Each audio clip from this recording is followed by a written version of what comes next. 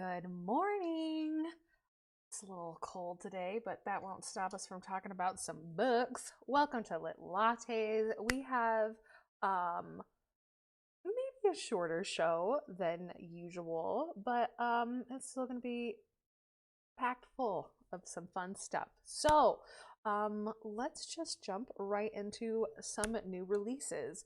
Let me just remind you that this is just a very small sampling of new releases that come in every week, things that I think people would be interested in to hear. And I usually talk about like mid-list authors. You probably noticed, like, I never talk about Clive Cussler when those books come in, or James Patterson, because people already know what those books are about. So the first one we're going to talk about is from the author of Bird Box.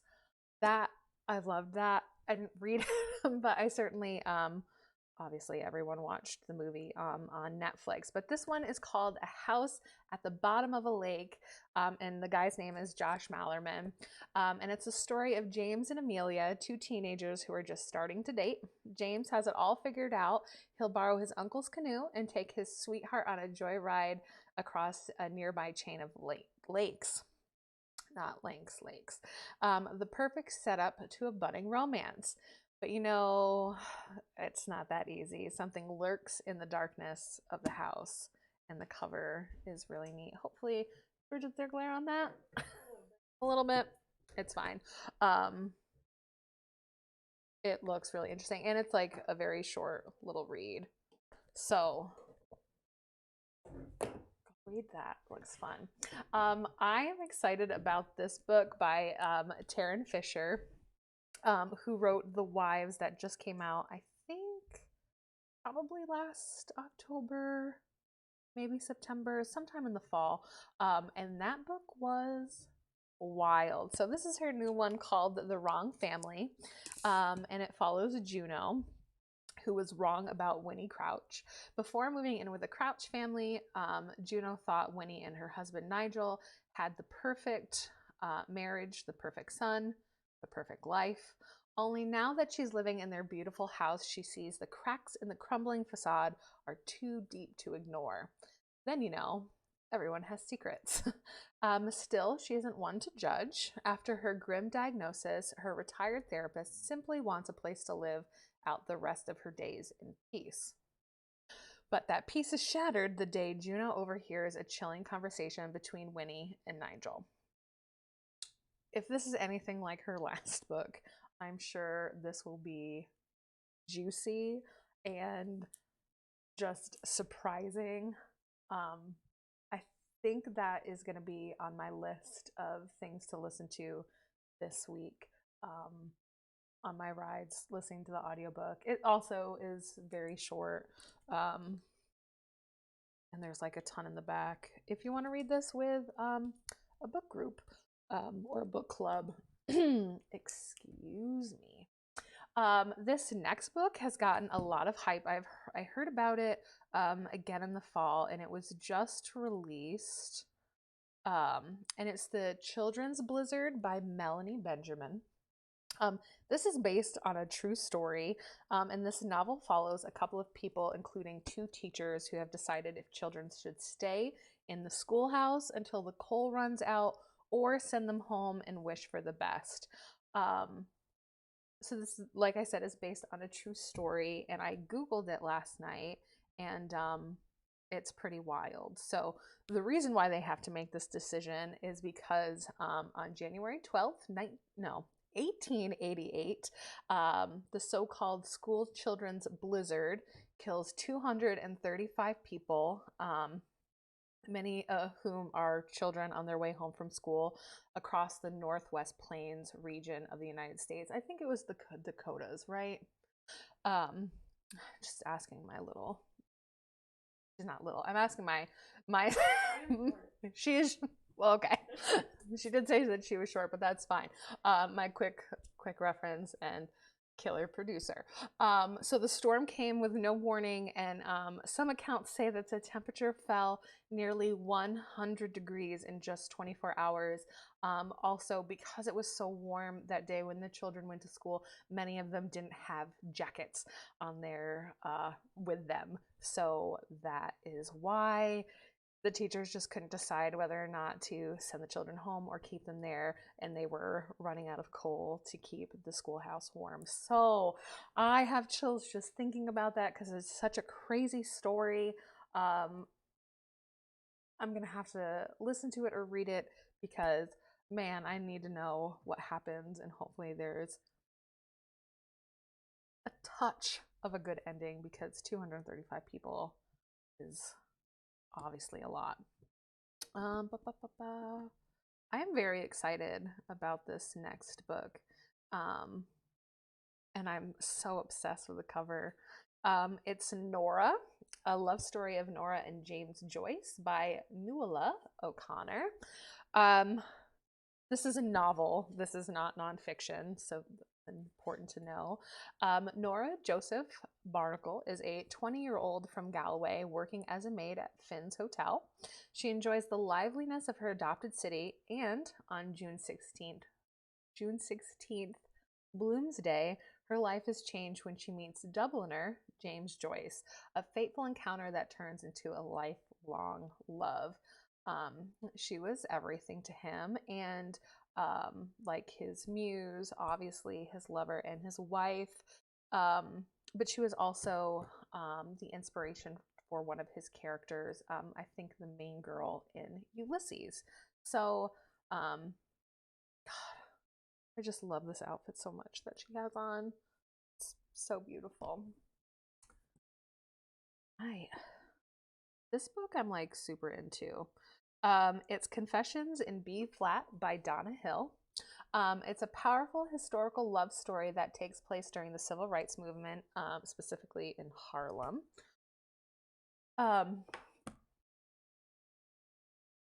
And it's a powerful story mixed with a wonderful romance. Like I said, it takes place during the civil rights movement in the 1960s, and I feel like that summary does not give this enough justice. But I'll just read you the back super quick. Jason Tanner has just arrived in New York to help spread the message of his mentor, Dr. Martin Luther King Jr., of passive resistance, while beat poet Anita Hopkins believes the teachings of Malcolm X with all her heart. That the way to true freedom is by any means necessary. When Jason sees Anita perform her poetry at the iconic B-flat lounge, he's transfixed, and Anita has never met anyone who can match her wit for wit like this. So it's a little love story that takes place during a very interesting time. Come pick this up. I've seen this come across many lists of some decent books in 2021, so grab it. I bought this audiobook ages ago, and I'm excited that it's finally here. I'm not really quite sure why I'm excited, but it's Wine Girl, so maybe that might have something to do with it. So it's The Obstacles, Humiliations, and Triumphs of America's Youngest Sommelier by Victoria Jane. I love that word. It's so fun. At just 21, the age when most people are starting to drink, well, legally at least, Victoria James becomes the country's youngest sommelier at a Michelin star restaurant. Even as Victoria was selling bottles worth hundreds and thousands of dollars during the day, passing sommelier certification exams with flying colors, and receiving distinction from all kinds of press, there were still groping patrons, bosses who abused their role and status, and a trip to the hospital emergency room. It would take hitting bottom at a new restaurant and restorative trips to the vineyards where she could feel closest to the wine she loved for Victoria to re-emerge clear-eyed and passionate and proud leader of her own Michelin star restaurant. Wild. That's the only nonfiction that we have for today. I'm lying. I have a cookbook. Let's talk about that. This came across my path naturally. You know, I love the cover. This is a beautiful book celebrating Ethiopia and all of its very fine cuisine.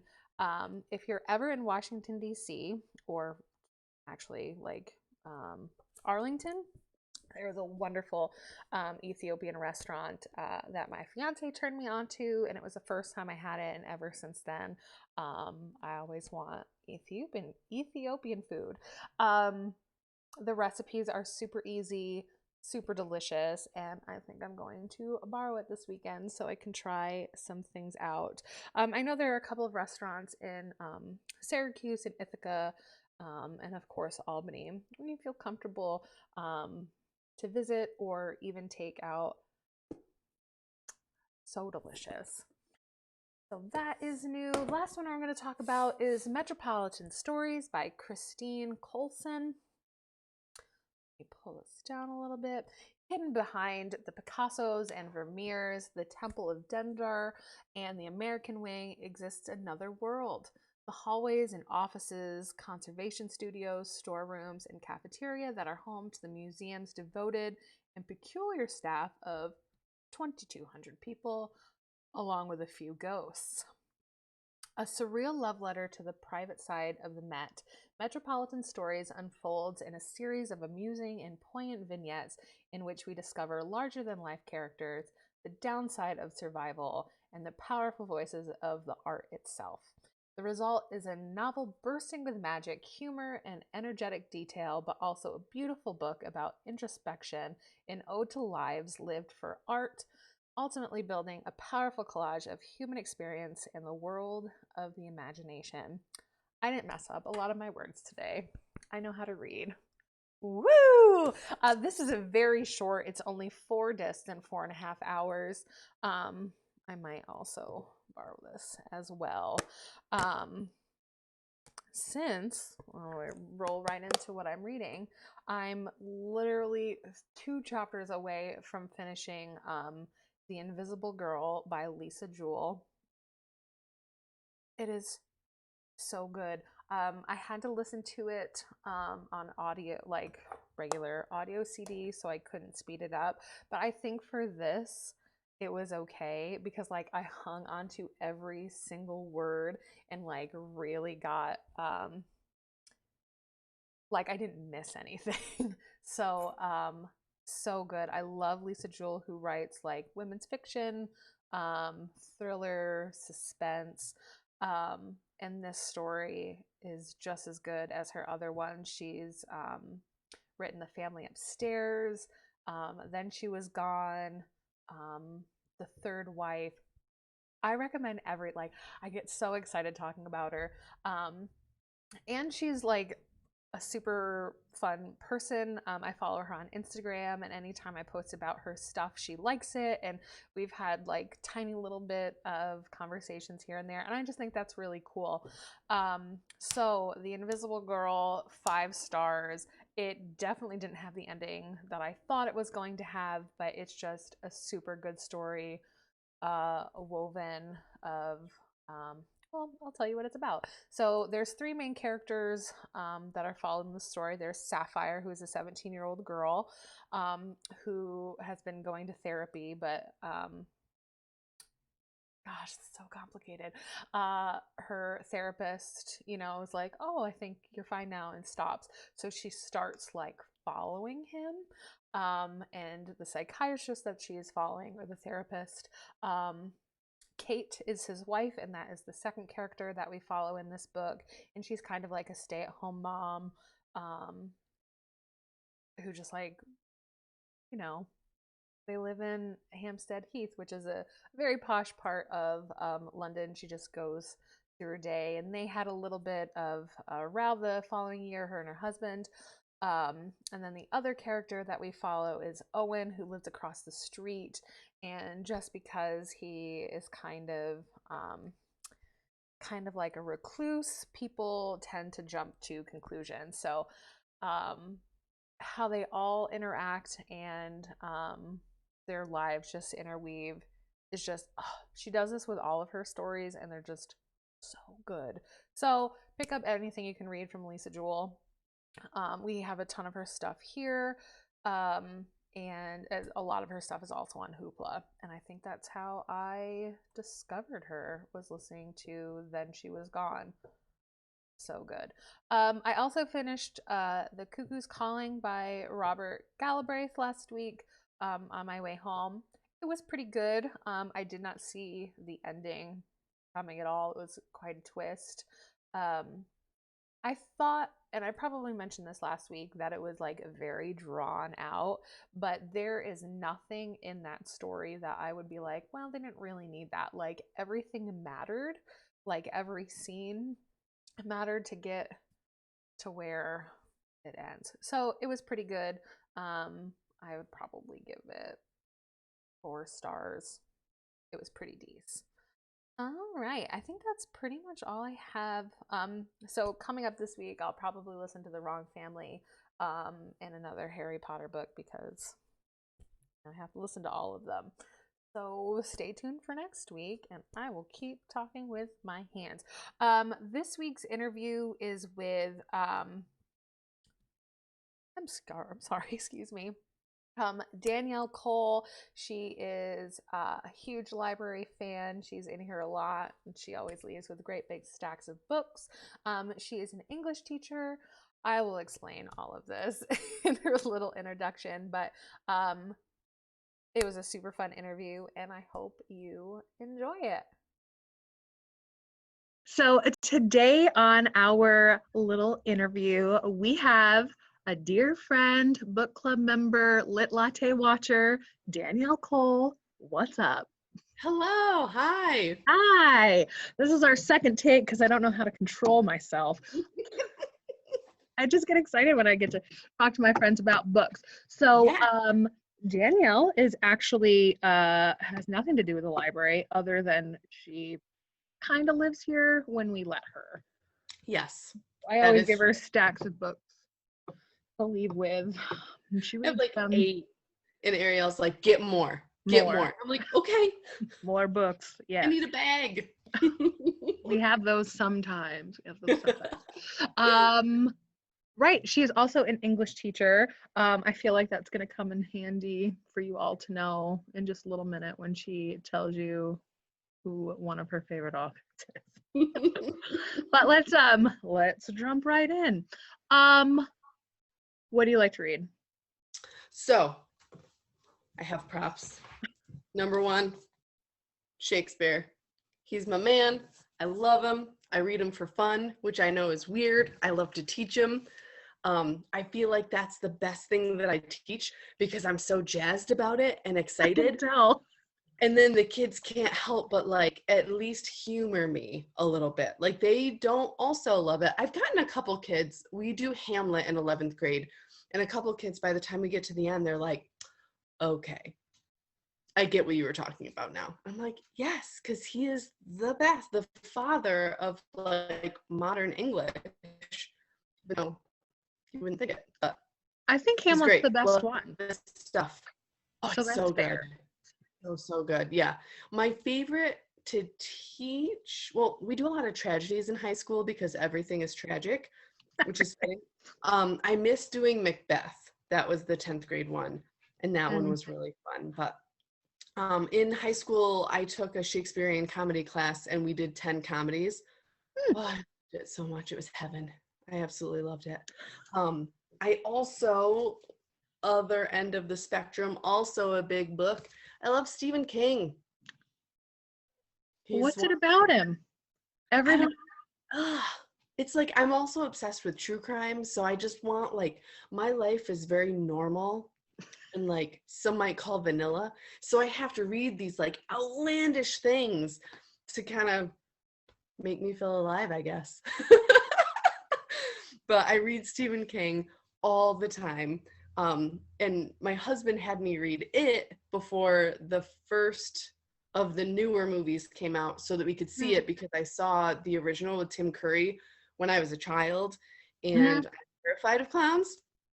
So he was like, you need to read the book, conquer your fears. So he's sweet.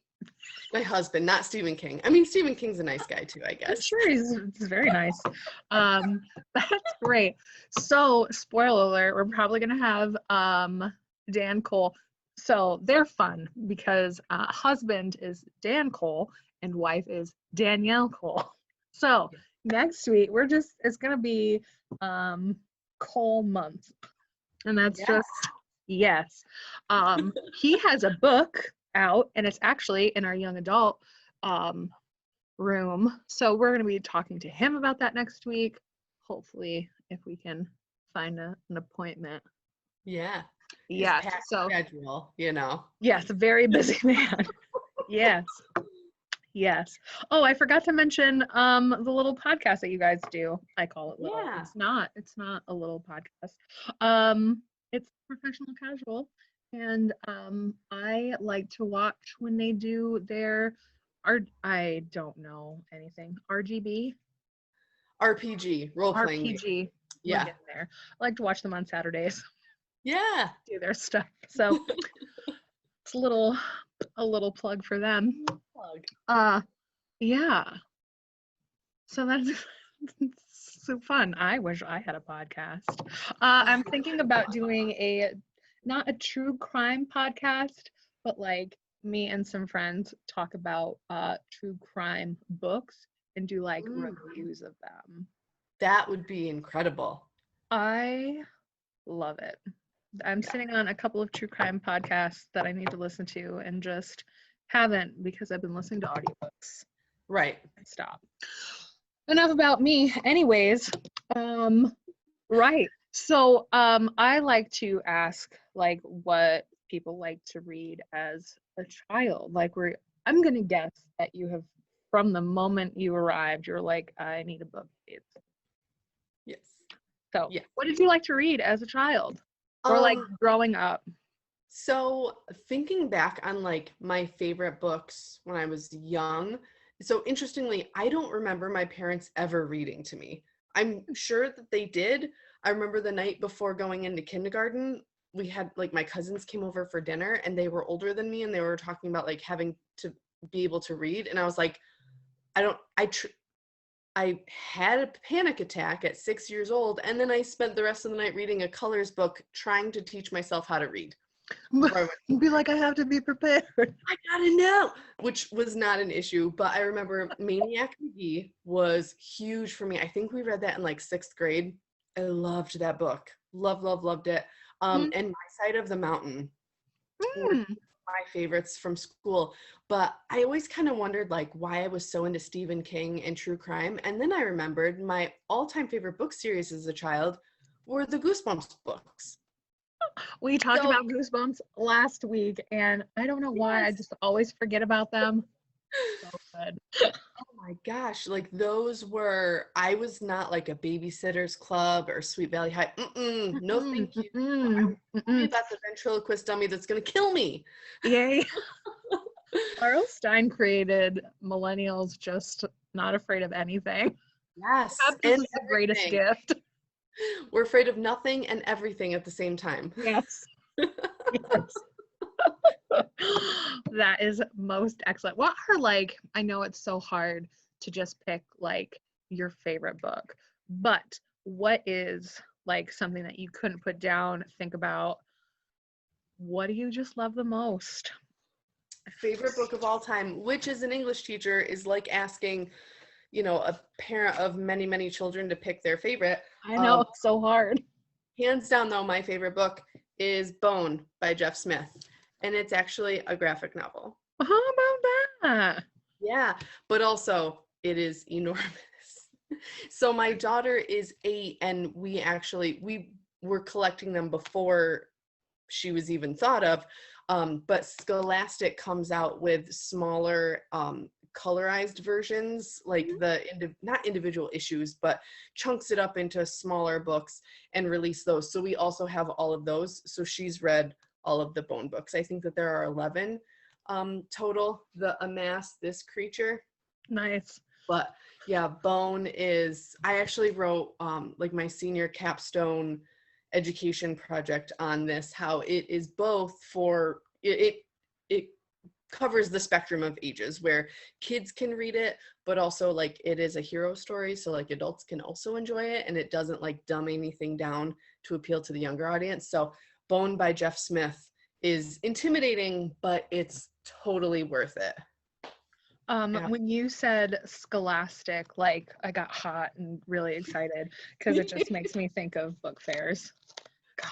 Yes, the bookmarks, the scratch and sniff bookmarks. Oh, I was a fan of the erasers.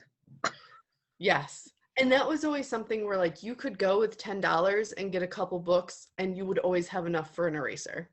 Always. 10 cents. Yes. My favorite part. And posters. God, did I ever even buy any books? I've had a weird path to this job. It's wild. Are there any books that you dislike, loathe, passion, did not finish, want to throw across the room? I have a hard time not finishing a book. I know our mutual friend Liz, she gives a book 100 pages, and if she doesn't love it, she's done with it. I can't do that. I didn't realize it was 100 pages. I'm pretty sure it's 100. Maybe it's even less than that. I'm not sure. I have a really hard time where I'll get into like a trilogy and I'll read the first two and never the third. Like Divergent, I did that. The like City of Bones, City of Glass, the Cassandra Clare books, read two, never finished the third. Also, I'm not, ironically, I am named after the author Danielle Steele. Don't love her books. I don't think I've ever read a Danielle Steele book. It's just like not my scene. No. And I've heard she writes the beginning and the end and then they pay someone to fill in the middle, which I guess when you get like famous enough, you can do whatever you want, but James Patterson. oh, come on.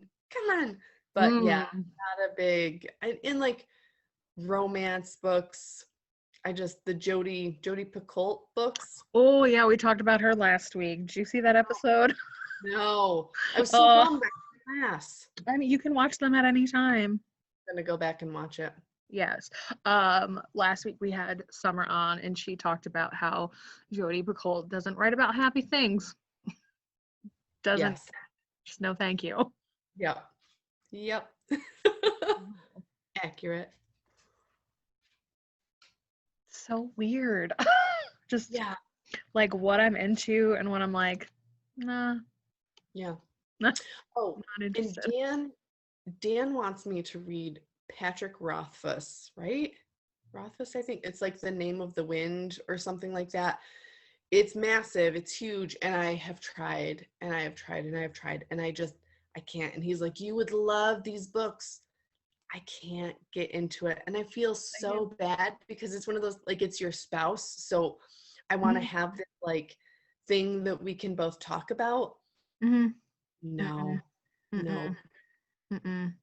Nick's like into deep space sci-fi, and I'm like, he started reading the Expanse series, and I think he got maybe up to the 4th or 5th book.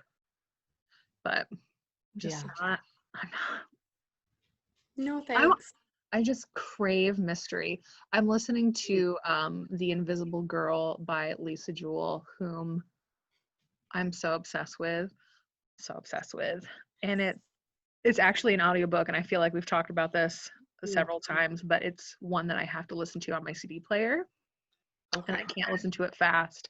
But like this one is so suspenseful, and it's just like building up so good. And I'm like, it's okay that they're reading it slow because I just need to.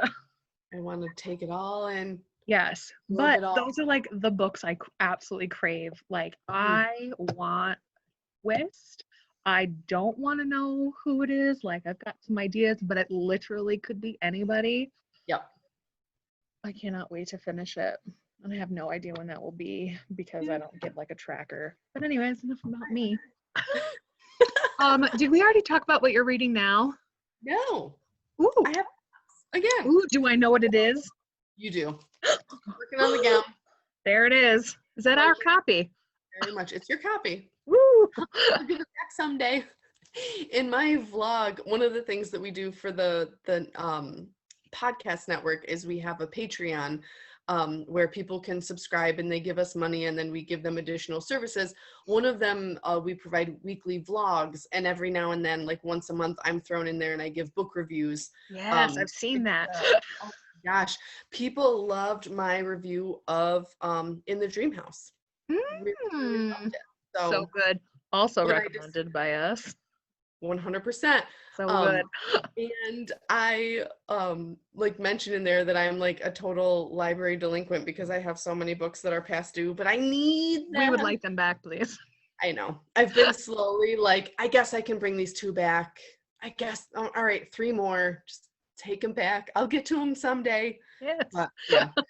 So I'm Yes. working on the gown. This is a big one. And then the other thing that I'm reading right now, not your typical like novel or whatever. It's a Pathfinder book. I'm doing this for the podcast. One of our shows, the show that I run, it's called the Lost Omens podcast. And so it's a Pathfinder 2nd edition actual play podcast. We role play. I run it. A bunch of guys, they role play their different characters, very D&D style. So we're doing a marathon recording session of that. So I had to read this. So this is what I've been reading and taking notes on the past couple days. So it's so fun. overwhelming, but it's got pictures. So nice. That's exciting. Look at that. Artwork. Artwork, yes. I love it. Yeah. Nice. How far into the gown are you? I am over halfway. Nice. Yeah. So as a reminder, next Tuesday. 200. Yep, next Tuesday. So I'm totally gonna finish that in time. I just feel so far from now. I know. And I keep telling myself, like, I've got time. I have plenty of time. And then I found out about the marathon thing. So I was like, well, I better read for the adventure. Ugh. But, and in both situations, because I would say, well, for the podcast, other people rely on me. But for the book club, other people rely on me. If I'm not there, it's just the 3 of you. Sometimes there are more. I think hopefully there will be more this time. Stop making it sound like no one comes to our book club. No, it's great. There was that one, fun. It's been a lot of people. Yes. We've got the core, the diehards were always there. Diehards, yes. Join us. We're fun. If you want to talk more to us, that's a great time to do it. I'm trying to think if you got the book now. I just listened to it on Hoopla and listened to it on double the speed, everybody else. Because that's what I did, and I finished it lickety split. It's good. If you've already read it and you didn't read it this month, like special, you just read it because you wanted to read it, join our book club. I'm excited to talk about it. I loved it. And last week we got a book called HRH, Her Royal Highness. And it talks about like 3 decades of like royal fashion. And it had the wedding dress in there too. That's awesome. Not crazy about it. Too much detail. I didn't like those little star things on there. That's just my personal opinion. Yeah. Simple. I like simple, and that was extravagant and also took 1 trillion hours to make. That's not actual forever. Literally months. And I'm not a crafty person, so the no. Blows your mind. Can I do an essay instead of making you a wedding gown? Can I do that, Elizabeth, please? You could write a poem. Yeah. Did you hear that poem yesterday? Oh my gosh, I want to print it off and teach it. I want to print it off and put it in the nicest frame I have and like just have it forever. I love it. Perfect. Totally love it. We won't get into politics. It's just a poem. Right. It's fine. A poem. Beautifully written, beautifully delivered too. That's one thing I think for me as an English teacher, we don't often get to hear authors, because most of them are dead. We don't get to hear them like reciting their work. I think there's so much to be gained from that, and another level of appreciation when you can hear it in their own voice. So I was just talking to Tina about that, who's our director today, and I was like, I don't see myself as like a poetry fan, but I was like, that changed yesterday.